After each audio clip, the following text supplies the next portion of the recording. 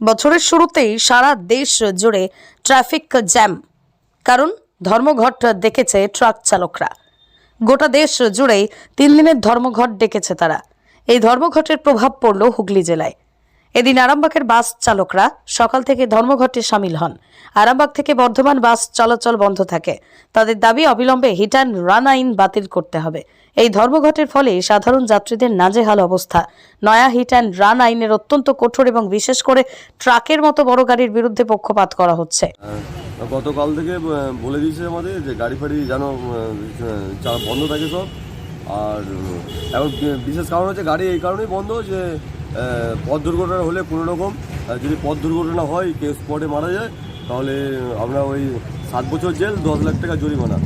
ওই কারণেই ড্রাইভাররা সব একতা হয়ে যে গাড়ি বন্ধ আছে, আজ বন্ধ, নির্দিষ্টকালের জন্যই বন্ধ। যদি আইন না তোলে এখন মোটামুটি গাড়ি বন্ধই হবে, কোনো দিকে গাড়ি চলবে না।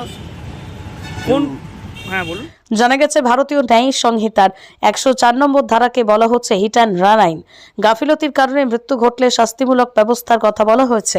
এই আইনেতে বলা হয়েছে কারোর গাফিলতিতে যদি কারোর মৃত্যু হয় সেক্ষেত্রে সর্বোচ্চ 5 বছরের কারাদণ্ড দেওয়া হতে পারে, আর সেই সঙ্গে জরিমানাও করা যেতে পারে।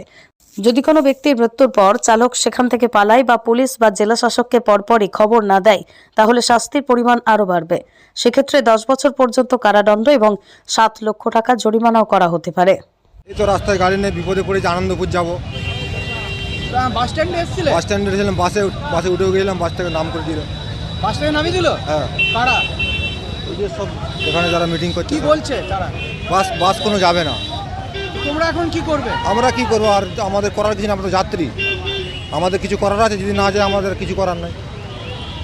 নিত্যযাত্রীদের রোজ বাসে করে যাতায়াত করতে হয়, কিন্তু আজকে আমি বেশ কিছুক্ষণ হলো দাঁড়িয়ে রয়েছি বাস স্ট্যান্ডে, কোনোভাবেই বাস পাচ্ছি না। কিভাবে যাব বুঝতেই পারছি না, প্রচন্ড অসুবিধায় পড়েছি বলছেন বাস যাত্রী।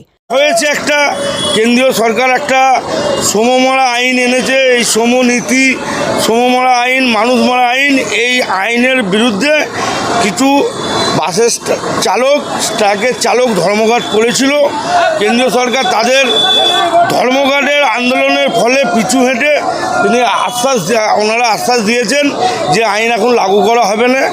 এমন সময় একটা তিনি আশ্বাস দিয়ে বাস ইউনিয়ন থেকে জানান, শুধু আরামবাগে ধর্মঘট নয়, সারা দেশ জুড়ে বাস বন্ধ রয়েছে, কারণ কেন্দ্রীয় সরকার একটা শ্রম আইন এনেছে। এই আইনে শ্রমিক মারার নির্দেশ দিয়েছে। সব মিলিয়ে দেখার আইনের নির্দেশে ধর্মঘট কদিন চলবে, আর সাধারণ মানুষ আদৌ কি যাতায়াত করতে পারবেন? এভাবেই ধর্মঘট বাস বন্ধ থাকবে সেদিকেই তাকিয়ে সাধারণ মানুষ। হুগলির আরামবাগ থেকে শুভজিৎ ঘোষের রিপোর্ট, লোকাল 18 বাংলা।